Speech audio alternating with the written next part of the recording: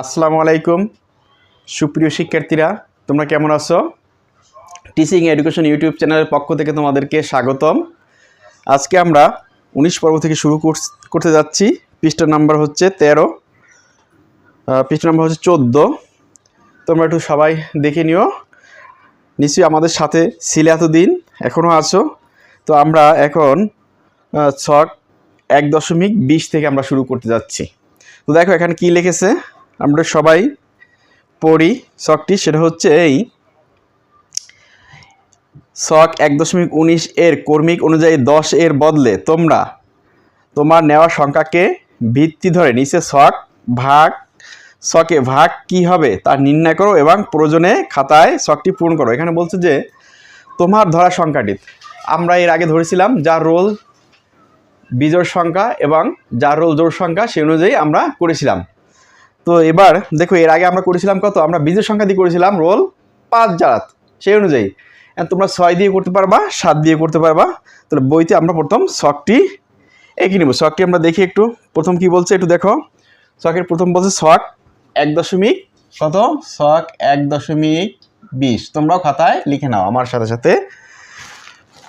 তো দেখো প্রথম হচ্ছে গৃহীত সংখ্যা। আমরা লিখবো গৃহীত সংখ্যা।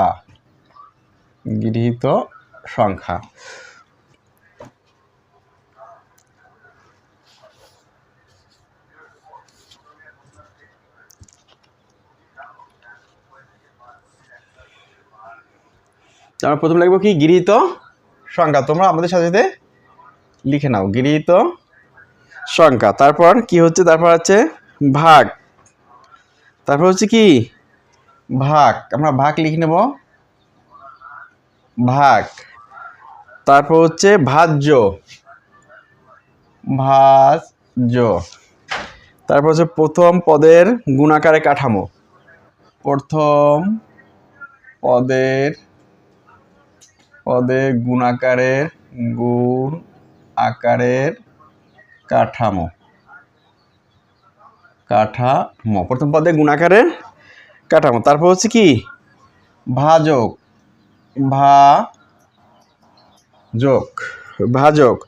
দ্বিতীয় পদের গুণাকারের কাঠামো। দ্বিতীয় পদের গুণাকারের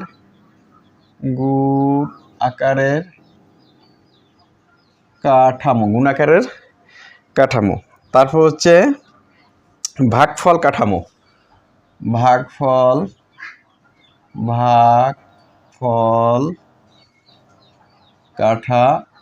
তারপর হচ্ছে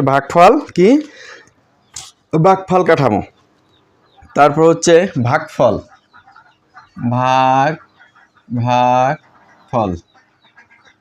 তারপর হচ্ছে ভাগফল।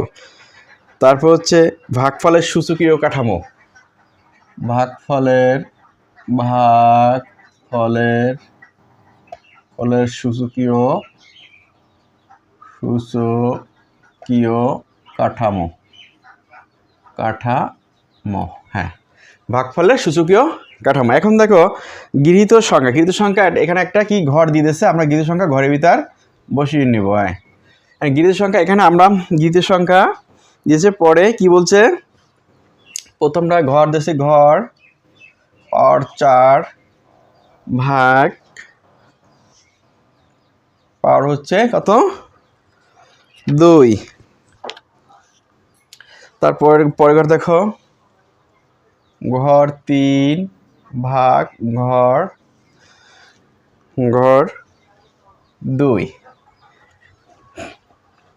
এরপরটা হচ্ছে ঘর 4 ভাগ ঘর 1 ভাগ ঘর 1। তারপরটা হচ্ছে ঘর 2 ভাগ ঘর 1। আচ্ছা, তোমরা একটু লক্ষ্য রাখো, এর আগে কিন্তু আমরা যে এই ধরনের অঙ্কটা করেছিলাম সেখানে আমরা কিন্তু বিজোড় সংখ্যা নিয়েছিলাম। তোমরা ইচ্ছে করে জোড় সংখ্যা নিতে পারবা, 5, 7, 8, 10 যার যেটা রোল সেটা নিয়ে একই নিয়মে অঙ্কগুলো করে নেবা, ইনশাল্লাহ মিলে যাবে। তো আমরা এর আগে নিয়েছিলাম 5 দিয়ে করব, ধাপ নিয়েছিলাম কত 5। গিরিত সংখ্যা নিয়েছিলাম কত 5, তো এই ঘরগুলোর মধ্যে আর 5 5 করে বসিয়ে দিলাম। 5 5 তোমরা বসাই নাও, 5 5 5 5। এখন ভাজ্য, ভাজ্য হচ্ছে প্রথম যে পদটা কোনটা, এইটা আমরা লিখে দেব। ভাজ্য কোনটা বলো, এটা 5 পর 4। প্রথম পদের গুণের কাঠামো, প্রথম পদের গুণের কাঠামো কোনটা বলো, এই 5 কয়বার, উপরে যে পাওয়ার 4 থেকে 4 কয়বার হচ্ছে 4 বার, তা 4 বার আমরা লিখে দেবো 5 গুণ 5 গুণ 5 গুণ 5, 4 বার হলো। এখন দেখো ভাজক, ভাজক কোনটা, এটা 5 পর 2, আমরা এটা লিখে দেবো দ্বিতীয় পদের কি গুণাকার কাঠামো, কয়টা 5 হচ্ছে 2টা, 5 গুণ। তারপর হচ্ছে ভাগফল কাঠামো, ভাগফল কাঠামো কয়টা দেখো, ভাগফল কাঠামো কয়টা, এখানে 5 কয়টা দেখো, এখানে 4টা, এখানে 2টা, তা ভাগফল কাঠামো কিরকম, এই 5 আগে লাগবে কয়টা 4টা, 5 গুণ 5 গুণ 5 গুণ 5, আর এটি দিয়ে ভাগ দেবো কয়টা 5 দিয়ে, 2টা 5, 5 গুণ 5। তো এখন দেখো 5 5 আমরা কেটে দিলাম, 5 5 কেটে গেলে থাকে কয়টা 2টা 5, এখন আমরা এখানে এই যে ভাগফলের জায়গায় 2টা 5 লিখে দিব। তারপর হচ্ছে কি বলছে, ভাগফলের সূচকীয় কাঠামো, ভাগফলের সূচকীয় কাঠামো, তাহলে 5 পর এখানে 2টা 5 না, 5 পর 2। আশা করি তোমরা এই লাইনটা সবাই বুঝতে পারতেছো। পরের লাইনটা আমরা আবার ওই একই নিয়মে করে নেব। তা ভাজ্য হচ্ছে 5 পর 3, 5 কয়বার 3 বার, 5 গুণ 5 গুণ 5। এখন ভাজক দেখো, ভাজক হচ্ছে 5 পর 2, 5 পর 2, তো 5 কয়বার লিখবো 2 বার। এখন 3টা 5 রে 5 গুণ 5 গুণ 5, আমরা এটা দিয়ে এই 2টা দিয়ে ভাগ দেবো, এই 3টা এই 2টা দিয়ে ভাগ দেবো, 5 গুণ 5, তা 5 5 কাটাকাটি গেলে থাকে ওটা একটা 5। তাহলে এখানে ভিত্তি হচ্ছে কি, ভাগফলের সূচকীয় কাঠামো কত বলো, ভিত্তি হচ্ছে 5, তা 5-এর উপর হবে 1, 5 পর 1। আচ্ছা আমরা পরের ঘরে চলে যাচ্ছি। 5 কয়টা, এখানে 5-এর পাওয়ার হচ্ছে 4, তাহলে 5টা 5-এর পাওয়ার 4। ভাজ্য হচ্ছে প্রথম, এই যে ভাজ্য হচ্ছে প্রথম পদটা আমরা নিয়ে আসবো, দ্বিতীয়টা বলো 5 গুণ 5 গুণ 5 গুণ 5। আচ্ছা দ্বিতীয় ভাজক হচ্ছে 5 পর 1, তাহলে 5 একবার। এখন দেখো 5 গুণ 5 গুণ 5 গুণ 5, এখন এটা একটা 5 দিয়ে আমরা কি করব, কাটাকাটি করব। তো 5 5 গেলে থাকে কয়টা 5, 3টা 5, তো এখানে 3টা 5 লিখে দেবো, 5 গুণ 5 গুণ 5, ভাগফলে যায় কয়টা 5 লিখবো, 3টা 5। তাহলে আমাদের মূল যে গৃহীত সংখ্যা ছিল কত 5, বা ভিত্তি 5, 5-এর উপর পাওয়ার হবে 3, তোমরা লিখে নাও। আচ্ছা চতুর্থ করে একটু দেখো, ভাজ্য 5-এর পাওয়ার 2, তা 5 গুণ 2, ভাজক হচ্ছে 5-এর পাওয়ার 1, তা 5 একবার, তাহলে 5 গুণ 5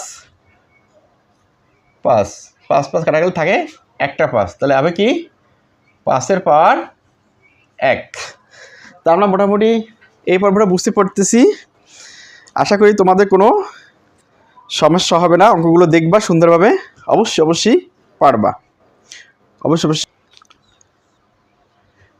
শুভ শিক্ষার্থীরা, এরপরে তোমরা পরেরটার লক্ষ্য রাখো, শক 1.19, কত শক 1.19 ও শক 1.20 এর আলোকে তুলনা করার চেষ্টা করো। এখানে বলছে শক 1.19 এবং 1.20 এর আলোকে তুলনা করার চেষ্টা করো।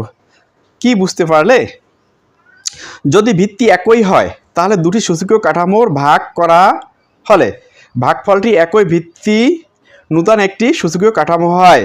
নূতন সূচকীয় কাঠামোর সূচক বা ঘাতটি হয়।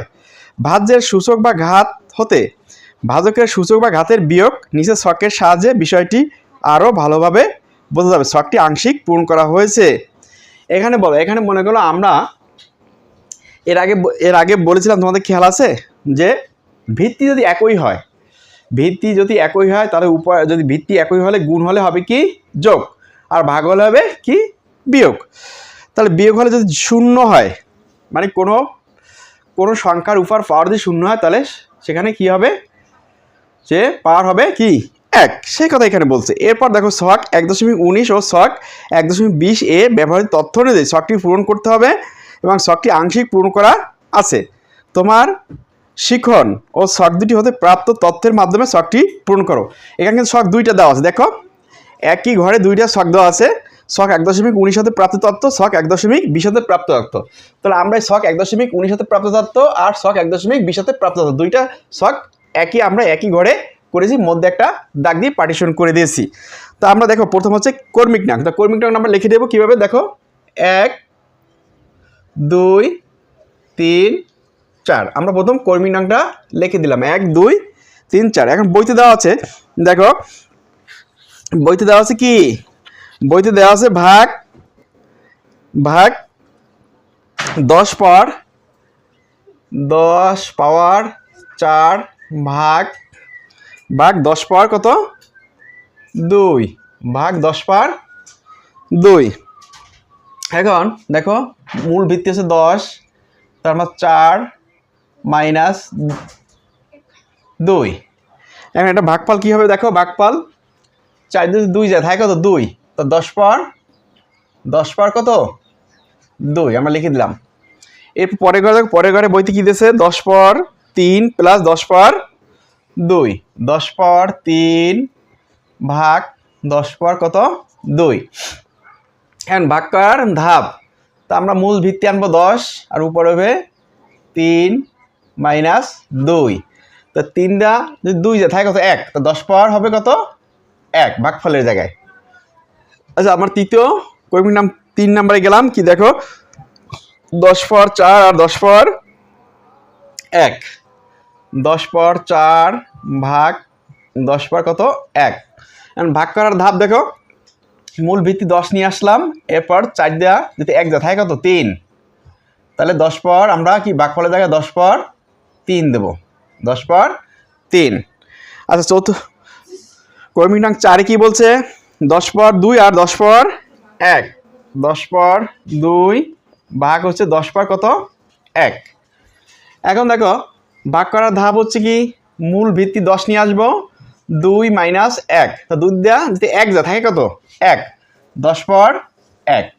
তো আমরা কি ছক 1.19 হতে প্রাপ্ত তথ্য পেলাম, মোটামুটি করলাম। এখন আমরা দ্বিতীয় ছকটা করবো ছক 1.20 হতে প্রাপ্ত তথ্য। এখানে দেখো বইতে দেওয়া আছে কি, আমরা প্রথম ঘরগুলো করে নেব। ঘর পাওয়ার দেওয়া আছে, প্রথম পাওয়ার দেওয়া আছে কত 4 ভাগ পাওয়ার দেওয়া আছে 2। পরেরটা দেখো, পরেরটা ঘর পাওয়ার দেওয়া আছে 3 ভাগ পাওয়ার 2। পরের ঘরে দেখো পাওয়ার দেওয়া আছে 4 ভাগ 1। পরের ঘরে দেখো পাওয়ার দেওয়া আছে 10 পাওয়ার 2 ভাগ পাওয়ার হচ্ছে কত 1। এখন এখানে কি ছক 1.20 হতে প্রাপ্ত তথ্য। এখন এর আগে কিন্তু আমরা বিজোড় সংখ্যা ধরে অঙ্ক এর আগে ঘরে করেছিলাম, আগের পড়বে। এখন তোমরা বিজোড় সংখ্যা দিয়ে, আমরা এটাও বিজোড় সংখ্যা দিয়ে করে নাও। 5 দিয়ে 5 ধরবো, ভিত্তি ধরবো কত 5 দিয়ে দাও 5, ঘরের ভিতরে 5 তোমরা বসিয়ে দাও। 5 দিয়ে আমরা অঙ্ক তোমরা 6 দিয়ে করে নিতে পারো, 7 দিয়ে করে নিতে পারো, এই নিয়মেই করবা, অবশ্যই অঙ্ক হবে। তাহলে ভাগ করার ধাপ কি দেখো, পাওয়ার 5 আর 4 মাইনাস হচ্ছে 2, তাহলে 2 দেওয়া 4 দিয়ে 2 গেলে থাকে কত 5, তা 5 পাওয়ার কত হয় 5 পাওয়ার হবে 2। পরেরটা দেখো 5 3 মাইনাস 2, তো 3 দিয়ে 2 গেলে থাকে কত 1, তো 5 পাওয়ার হবে 1। পরেরটা দেখো 5 4 মাইনাস 1, তো 4 যদি 1 দিয়ে থাকে 3, তা 5 পাওয়ার হবে 3 ভাগফলের জায়গায়। আর দেখো 5 2 মাইনাস 1, তা 2 দিয়ে 1 গেলে থাকে 1, তা 5 পাওয়ার 1। এটা বুঝতে পারলা তোমরা? এটা হচ্ছে এই যে আমরা প্রথম প্রথম যে আমরা নিয়েছিলাম, তোমার খেয়াল আছে এর আগের পর্ব একটু দেখো, প্রথম নিয়েছিলাম কি যে ভাজ্য এবং ভাজক। প্রথম ভাজ্য তারপর হচ্ছে ভাজক, এই দুইটা প্রথম কোনটা নিলাম, দ্বিতীয়টা নিলাম, নেওয়ার পর আমরা এটা করলাম। উপরে ধাপগুলো উপরে, মানে অর্থাৎ এর আগে তোমাদের খেয়াল আছে কি না যে যদি ধাপ যদি একই হয়, আর যদি সেটা ভাগ হয় তাহলে উপর পাওয়ারগুলো কী হবে, মাইনাস হবে। তো আমরা উপরের পাওয়ারগুলো মাইনাস দিলাম, প্রত্যেকটা ঘরে মাইনাস দিয়ে যেটা হচ্ছে ভাগফলের যে মূল যে ভিত্তি 5 এনে উপরে যে সংখ্যাটা আছে সেই সংখ্যাটা আমরা বসিয়ে দিলাম। আশা করি তোমরা বুঝতে পারতেছো। না বুঝতে পারলে আমার কমেন্ট বক্সে কমেন্ট করবা এবং সমস্যাগুলো চিহ্নিত করবা। ইনশাল্লাহ পরবর্তী পর্বে আমরা এগুলো শুধরাবার চেষ্টা করব। এই বলে এই আশা রাখে আল্লাহ হাফেজ।